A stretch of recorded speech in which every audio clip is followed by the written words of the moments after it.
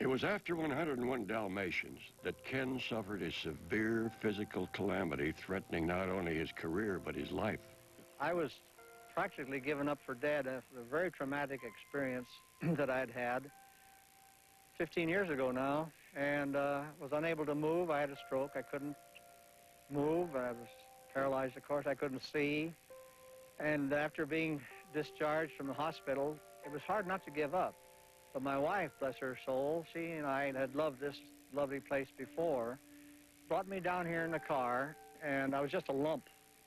And it's a terrible thing, really. I don't want to get carried away by it, but if you have absolutely no control over your body, you don't know what to talk, what to think about to make something move, it's a terrible situation. Somehow or other, these trees inspired me.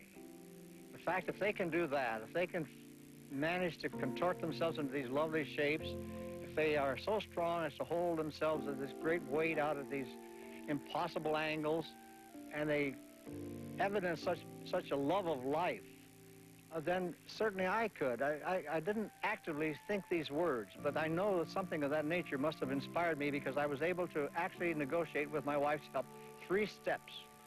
I really couldn't have felt more exultation if I had conquered climbing Mount Everest than those first 3 steps, because that led to the next 3 the next day, and 6 more, and then finally walking, and finally trotting, and finally a rejuvenation and a redirection of my life. And it was brought about, I'm pretty certain, by this marvelous atmosphere, this environment of nature. Ken returned to the studio in time to add life to the exotic atmosphere in the Jungle Book. One day in a meeting, Walt turned to me and he said, "Well, Ken, it's time for you to come up with Shere Khan," which of course stopped me in my tracks, and I agonized that night until I thought in terms of Basil Rathbone, who to me was a very menacing, underplayed villain. So I made these drawings of the tiger with that attitude, supercilious, so confident of his power, so confident of his ability that he didn't need to rant and roar, and made these drawings and showed them to Walt the next day, and he said, "Hey, that's it." He said, "I know who that is. That's George Sanders." He said, "And he's a friend of mine. He'll do it." I'd like a word with you, if you don't mind. Shere Khan. What a surprise. Yes, isn't it? I just dropped by. Forgive me if I've interrupted anything. Oh, no, nothing at all. I thought perhaps you were entertaining someone up there in your coils. Who is it, Carl? No. Oh, I was just singing to myself. Indeed. Walt Disney never saw Jungle Book completed. 10 months before its release, he walked through his studio for the last time. I met him on the day that he escaped from the deathbed at the hospital, and he came into the studio and he seemed to have shrunk. He wasn't supposed to. He was supposed to be taken home to die. And I didn't know all that. I just ran into him, and I was so grateful and glad to see him. I said, "Gee, it's good to see you, Walt." He said, "Ken, it's sure good to be here." And then he looked at me and penetratingly with the eyes, and I knew that he was forgiving me for this thing I had done on the Dalmatians. He didn't say anything, but I know I was forgiven, that as far as he was concerned, it wasn't so bad after all. So it meant a lot to me. And then I found out, of course, 2 weeks later he was gone. Walt Disney now gone, there remained a question. Would Disney animation survive? Ken Anderson had the answer. I thought I'd put everything together. What did the animators most enjoy doing? They most enjoyed working in the manner in which we worked on Song of the South. Where could I get animal creatures that were somewhat like Song of the South, and what kind of a picture? Sort of a charade, a burlesque of some well-known fantasy story, or some picture of what would be a Robin Hood. Aha.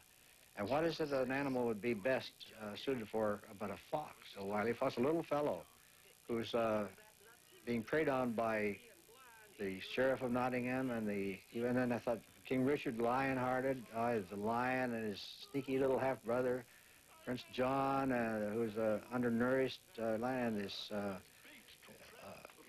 Sir Hiss, the snake, and the Sheriff of Nottingham is a wolf, and all these things. And it was a good, fun picture to work on. For the Aristocats, Ken created an entire cast of cats. Each one of them suggests some sort of a human characteristic. Of course, the Siamese. Shanghai, Hong Kong, egg foo young. Fortune cookie, always wrong. That's a hot one. And the Russian musical composer, this is Stravinsky. Let's rock the joint. Groove it, cats. Here we have the transient, or the bum. And the society, high society, and fashion model. Not all of Ken's cats showed up in the finished film, but they clearly inspired the animators to put on a swinging show. Everybody wants to be your cat. Over there, now, boy. Dragons are nothing new to Disney.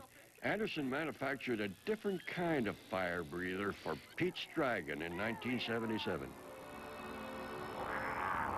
So I thought, why not a big bumbling Wallace Beery type of dragon? A guy who he doesn't shave, he can't shave all the time. He's got stubble on his beard, on his chin, and yet he's warm-hearted but crude. And also it'd be kind of nice if he wasn't really able to be facile, wasn't able to fly too well. He allowed himself to get a little paunchy. And so no longer were his wings capable of lifting him off the ground without a great deal of effort, which would make people feel a little bit for the dragon if he was a nice fellow.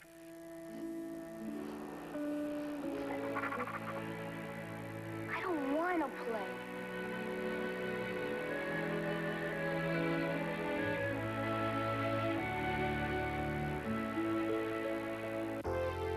Today, when you think there are no more mountains for him to climb, Ken Anderson's many travels have led to a new challenge, designing the African Pavilion for Epcot Center.